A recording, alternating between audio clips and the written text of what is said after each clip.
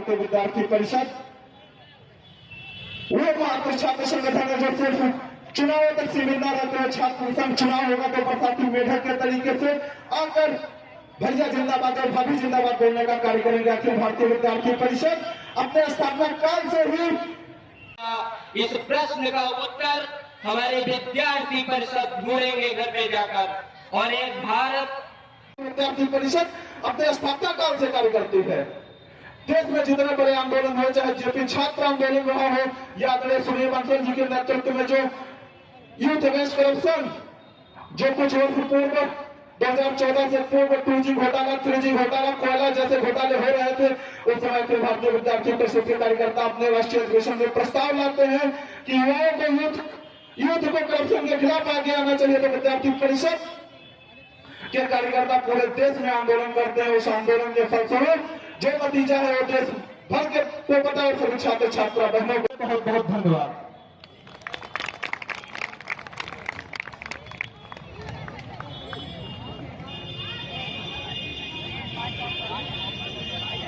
छात्र उद्बोधन का क्रम है। अब मैं उमाकांत मिश्र जी को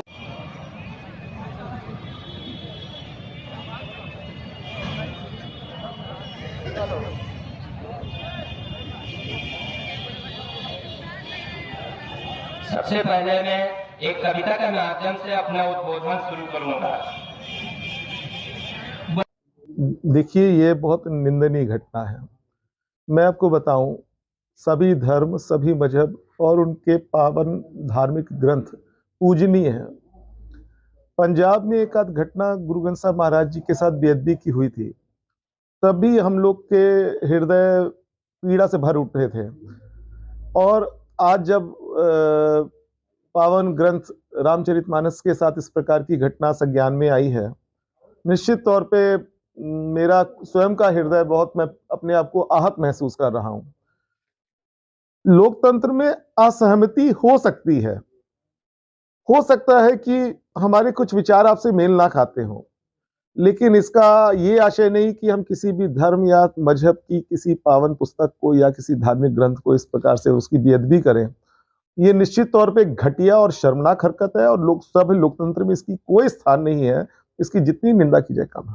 अखिलेश ने स्वामी जी का कद बढ़ा दिया, उन्हें जिम्मेदारी बढ़ा दिया होगा। देखिए, मैं ये जानता हूं, जाकी रही भावना जैसी प्रभु मूरत देखी तिन तैसी।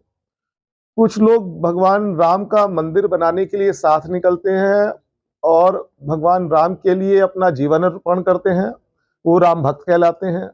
कुछ लोग रामचरितमानस जैसे ग्रंथ के बारे में या भगवान राम के बारे में जो लोग बुरा सोचते हैं, उनका उत्थान करने कार्य करते हैं, तो उनको मैं खुद ही समझ ले कि वो राम भक्त हैं या रामद्रोही हैं, किस श्रेणी में है। अखिलेश जी ने एक शब्द और कहा है, मेरे विधान लोक भवन छोड़ने के बाद उसे धुलवाया क्यों गया था। मैं इसकी आवाज उठाऊंगा। मैं एक चीज जानता हूं कि प्रत्येक व्यक्ति को लोकतंत्र में अपनी बात कहने का अधिकार है, लेकिन वो मर्यादित होना चाहिए। किसी भी व्यक्ति के बारे में गलत कहना, किसी भी धर्म के बारे में गलत कहना, इस तरह से तो हम जो समाज का जो हम सामाजिक ताना जाना वो छिन्न भिन्न हो जाएगा। अखिलेश ने कहा है कि मेरे विधानसभा छोड़ने के बाद उसको धुलवाया क्यों गया था। देखिए, मैं इसके बारे में ऑथेंटिक व्यक्ति नहीं हूं, क्योंकि किन कारणों से क्या चीजें थी मुझे बहुत उसका संज्ञान नहीं है। लेकिन मेरा ये मानना है कि प्रत्येक व्यक्ति को लोकतंत्र में मर्यादित आचरण रखना चाहिए और मर्यादित तरीके से अपनी बात रखनी चाहिए। ये कतई सब इस समाज में स्वीकार नहीं होगा, क्योंकि भगवान राम सिर्फ हिंदुओं के भगवान नहीं है। मुस्लिम उनको इमामे हिंद बोलता है, सिख उनको निराकार रूप में भी पूजा करते हैं, साकार रूप में भी पूजा जाता है, जहाँ भगवान रामचंद्र कहा जाता है। वही राम अनादि काल से भारत में चला आ रहा है। राम से पहले परशुराम हुए। गुरु ग्रंथ साहब महाराज निराकार राम की परिकल्पना ईश्वर की परिकल्पना में कहता है। तो इसलिए इस प्रकार की घटना सिर्फ हिंदू समाज को नहीं वरन संपूर्ण भारतीय को आहत करने वाली, इसकी जितनी निंदा की जाए कम है। और इनका जो भी साथ देने वाले लोग हैं उनको कतई किसी प्रकार से ये समाज माफ नहीं करेगा।